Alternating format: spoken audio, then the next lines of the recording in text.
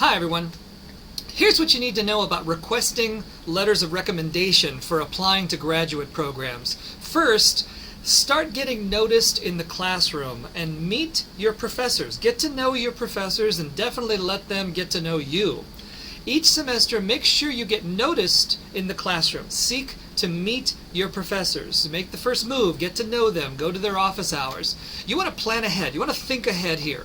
You will need letters of recommendation from them very soon, right? So help them get to know you.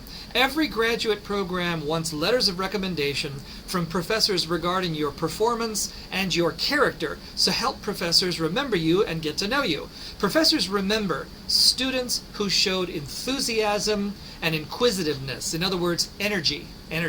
So help your professors remember what a great student you are within the classroom and even outside the classroom. Participate in class, get involved in class discussions, and ask questions and answer questions. Go to office hours outside of class time. It makes a huge difference in your letters of recommendation if professors get to know you and your academic and career goals. When you ask for a letter of recommendation, should not be the first time the professor has ever talked to you.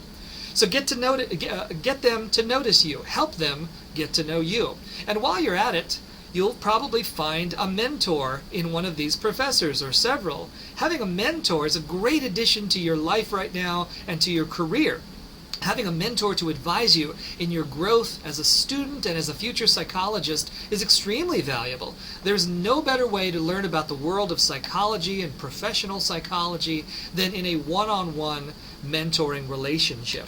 Now, finally, I do have a special consideration about online classes. You want to be more than a name in your online classes. If you think that you may someday want a letter of recommendation from a particular professor, be sure to take at least one of their courses in a face-to-face format rather than in an online format.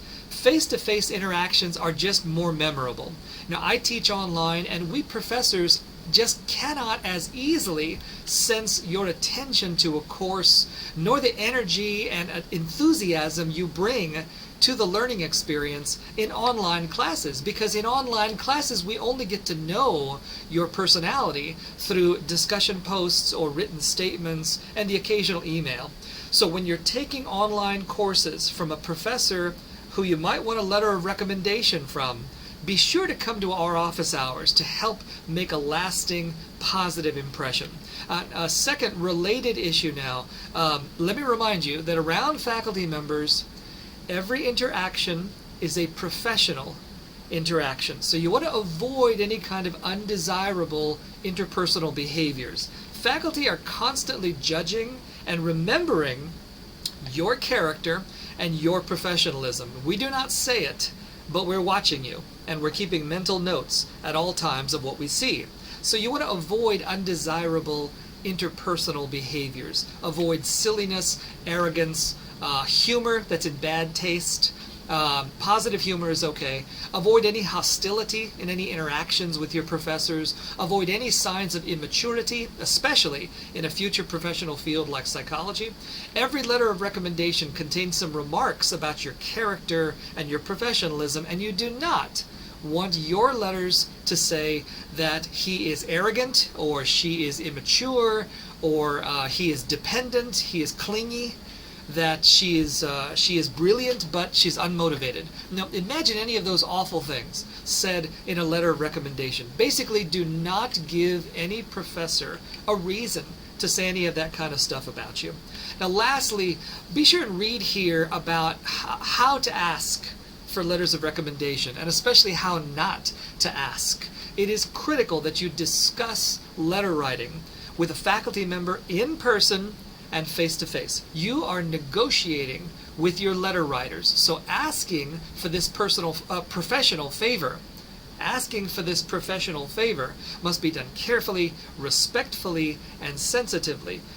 In a first contact email message, request an in-person meeting to discuss face-to-face this professional favor with a faculty member. That is, if he or she can write you a strong letter of recommendation. Use the precise words, strong letter. Now notice that email contact is not a request to write the letter.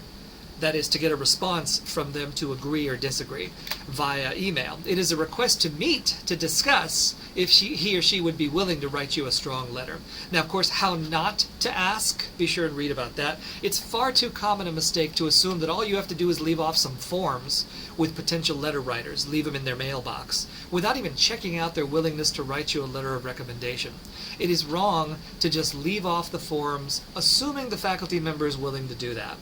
Asking for a strong letter of recommendation is a professional request from one junior colleague to a senior colleague, and you negotiating for that professional favor is a very important step that must be done carefully, very respectfully, and very sensitively. So, in summary, here's what you need to know about requesting letters of recommendation. Remember, number one, start getting noticed in the classroom. Get noticed now. Meet your professors. Meet them now. You will need letters of recommendation in the near future. Help them get to know you. Number two, around faculty members, avoid any undesirable interpersonal behaviors. Remember that every interaction is a professional interaction. And lastly, remember that you are negotiating with your letter writers. So asking for this professional favor must be done carefully, respectfully, and sensitively. Thanks very much for listening. I'll see you again.